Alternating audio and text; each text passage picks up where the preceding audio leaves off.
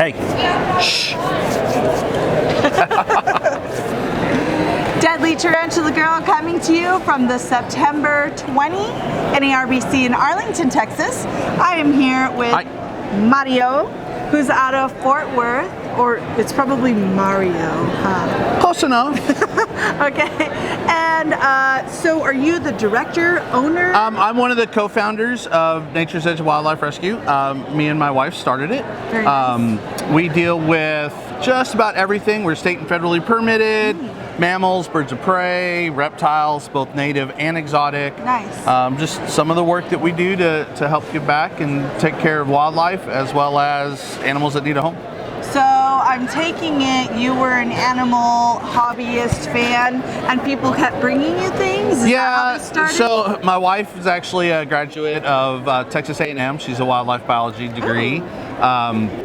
I've just always had a passion for reptiles. I've been dealing with reptiles since I was a wee little kid, as most of us probably have. Right. I've done some rescue work on and off over the years, and we just branched out to wildlife rescue. I'm also a master falconer, so I fly birds of prey anyway. Wow. So it's just a way for us to give back and deal with, injured birds that come in.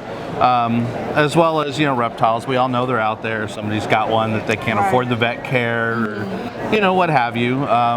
So we do a lot of that and just continued on. Awesome. So tell us about Pennywise and why he's so afraid of giraffes. So Pennywise is a barred owl. He came to us when he was about 2 days old. Somebody had cut down a tree not knowing that there was an owl nest in it. Barred owls are cavity dwellers, so obviously hard to tell, big hollow dead tree. Right. Cut it down. Unfortunately, he sustained a pretty bad leg and knee injury. And unfortunately, because of how fast babies grow, we tried to stabilize it, get him set with vet care. And literally 2, 3, 4 days, and it was already at the point where we knew he was having strength issues, so we kept working with him. And he's just that side, he's just really lacking in strength. It doesn't sit right, and so he's an education ambassador now. So he gets to spend the rest of his life with us. Lucky guy. Yep, he's 2 years old now. He gets to do a lot of shows like this. We take him also to community events, next door events, schools. Pre-COVID, obviously, we did a lot with schools. Right. And it just allows us to help educate kids, because how many people get to see an owl up close? Exactly. I know, I was excited. Well, and most people, we hear it a lot, oh, they're fake, and well, unless somebody knows where the batteries go, because I haven't changed them in years. That's funny. This is Moon Pie. Moon Pie is an eastern screech owl. We've had him since he was less than a year old. Okay. He's going on his 9th season now. So he's an old man in eastern screech owl years. Aww. And he's super duper used to doing events. He does hundreds of events a year. He's even got his own Facebook page. I mean, people keep up with him. But, just allows people to get out. We get a lot of, well, it's a baby, not a baby. It is an adult. Just because it's smaller doesn't really mean anything. Right. But there you go.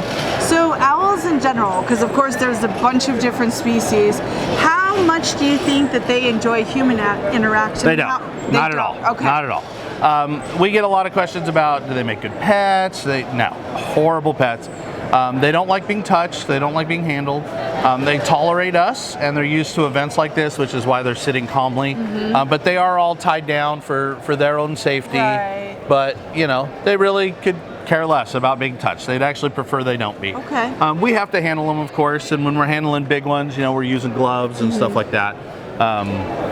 But yeah, human interaction, not really. They could care less. Yeah, and that goes for any of them. So they're a solitary animal, but do they ever seem to form relationships with the other birds, do you think? No. They do. So this is where we get into fun terms like imprinting. Okay. So they can get used to people. Pennywise, because we realized early on, we socially imprinted him. We got him really used to people. Because you knew he could never be right. So we wanted to make sure that he would be sweet and kind and be a great ambassador animal. Right. They all don't make good ambassador animals. Some of them are just full of piss fire and vinegar, and they just don't want to be around people. Yeah. So, you know, we have certain tools and tricks that we use to keep them healthy and happy and coming to events like this and letting people see them.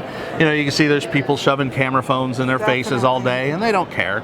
And that's just because they're used to it. So that's also picking the personality of the animal, just like with our snakes or, you know, tarantulas. Certain tarantulas may be more pissy than others and that kind of thing. So we all know. But yeah, these guys here, we've got several other birds at home, as well as birds that we hunt with, and some of those birds we do education with as well. So it just depends. I mean, I've got a big vulture that I usually bring. Right now, she's home taking care of babies for me, so I didn't want to disturb that. But normally, I bring a big turkey vulture out here, and she usually takes up 3/4 of this booth. So that's awesome.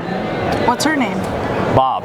Big shout out to Bob. That's I right. hope to meet you someday. So she's usually here, but we didn't bring her this time, so I'm here by myself, a couple of our volunteers, and go from there. So what would you say is the most unusual animal that's come into your care? So that's always a fun one, because we get that question, and every time I try to come up with the most unusual animal, something beats it. Okay. We've taken fireback pheasant in. That was a unique one. I knew it was a pheasant, didn't know what kind. I had to research it. We've done peacocks. We've done exotic mammals. Man, it's really hard to say. I mean, I've got a yellow anaconda on the table that came into rescue. Nice. All the way down to, you know, western rat snakes. So for us, that are hatching. they're hatching, yes. So we brought those so that people could see. You know, everybody comes to an expo and you see snakes in tubs, but how many people get to see them hatch out? So we brought them just so people could see. But yeah, there's really, I mean, with us, I mean, we do foxes, bobcats, deer, opossums. We've done spotted skunks, which was really, really cool for us. Wow. Spotted skunks are really rare. Most people don't even get to see them. So to be able to raise them. Where are those native to? Here in Texas, actually. But they are a species that is about to be put on the endangered species list. They are a species of special concern. So I want to thank you so much for giving us your time today, and let us know how people can get in touch with you to give you money. Well, okay, so we are a 501c3 nonprofit, federally listed. We are state and federally permitted for just about everything under the sun, including threatened and endangered species. Wow. So we do take a lot that most people can't, let alone the fact, you know, whether it's a bird or whatnot. We do have a Facebook group that we post updates to, you know, 1 or 2 updates a week. Obviously, I can't post every animal because I'd be here all day. Yeah. And I got to have time to take care of the animals. Of course. So we can be contacted through Facebook, email, direct phone, 682-463-WILD. Really easy phone number to remember. And yeah, lots of ways to get a hold of us. Amazing. So we will link all that below. Thank you so much to you and your amazing wife. Yes, she's at home today, but unfortunately. Also to Pennywise and Moon Pie for being handsome and beautiful. So cute. All right. Comment below who your favorite rescue agency is, and we'll see you guys next time.